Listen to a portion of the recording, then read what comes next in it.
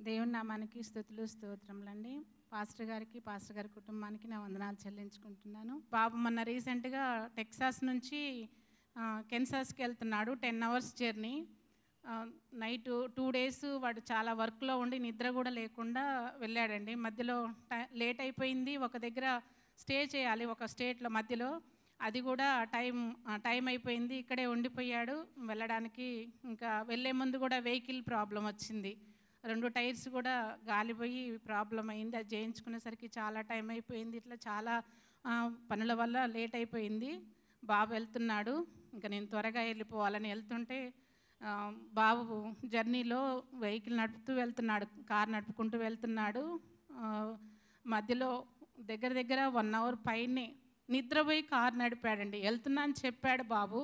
ఇంకా నేను ప్రార్థన చేస్తున్నాను, వీడు నిద్రపోతాడు నాకు తెలుసు, ప్రభువా నీవే కాపాడు నా కుమారుణ్ణని.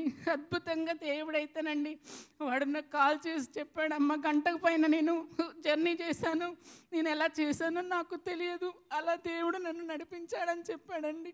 అద్భుత సాక్ష్యం అండి ఇది.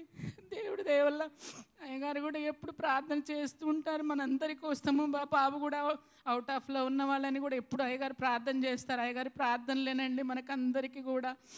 దేవుడికి నామానికి స్తోత్రము, ఆయనకే మహిమ కలుగును గాక తండ్రి. అయ్యగారు 7 వారాలు 7 weeks అయ్యగారు మీటింగ్స్ కండక్ట్ చేస్తూ ఇట్లా అభిషేక ప్రార్థన చేస్తుండేవాళ్ళు కదా 7 weeks. అట్లా చేస్తున్నప్పుడు లాస్ట్ వీక్లో పాస్టర్ గారు అన్నారు, కొంతమందికి కేసులు కొట్టివేస్తున్నాడు దేవుడు అని చెప్పారండి.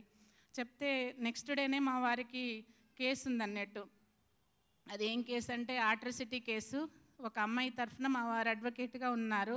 ఉన్నప్పుడు వాళ్ళు ఏం చేశారంటే, నీకు ఇంత ఇస్తాము అని ఇంటికి 2 పంపించి మీకు ఎంత కావాలనో డిమాండ్ చేయండి అని అంటే, నాకు అవసరం లేదు, మీరు అమ్మాయికి ఇచ్చుకోండి, నాకు ఇవ్వడం ఏంటి అని చెప్పేసి నా తరఫున నా క్లయింట్ ఎంత ఇస్తే నేను అంత తీసుకుంటాను, నాకు అవసరం లేదు మీ డబ్బులు, అలా అన్యాయంగా తీసుకోవడం నాకు ఇష్టం లేదని చెప్పేసి అన్నందుకు అతను అట్రాసిటీ కేసు పెట్టాడండి మా వారి మీద.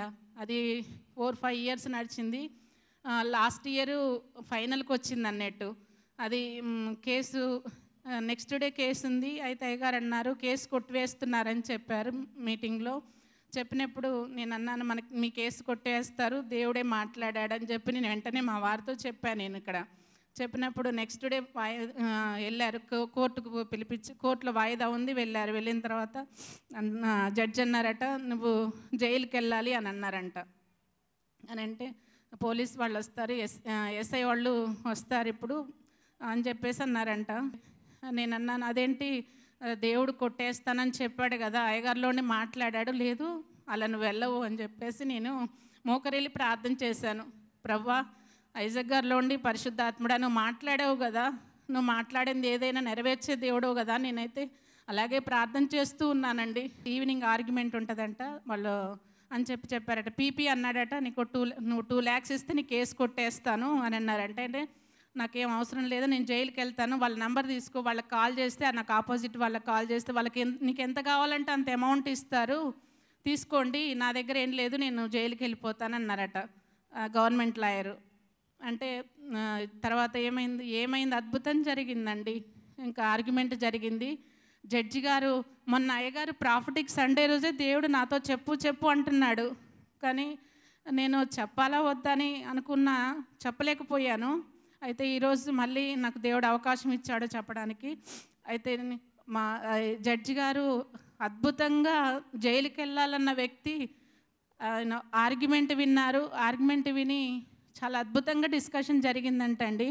జడ్జి గారే పీపీని కోపం చేశాడట, పోలీసు వాళ్ళని కోపం చేశాడు, ఒక లాయర్నే మీరు ఇలా చేస్తున్నారని చెప్పేసి రివర్స్గా మాట్లాడి పర్సనల్ ఆయన జడ్జి గారి పర్సనల్ బాండ్ మీద మా వారి కేసు లేకుండా చేసేసారండి. అంత గొప్పగా దేవుడు కృప ఇక్కడ ఉన్నది. పరలోక నేస్తంలో అయ్యగారి ప్రార్థన వల్లనే ఇదంతా జరుగుతుందండి. దేవుడికే మహిమ కలుగును గాక. ఆమేన్.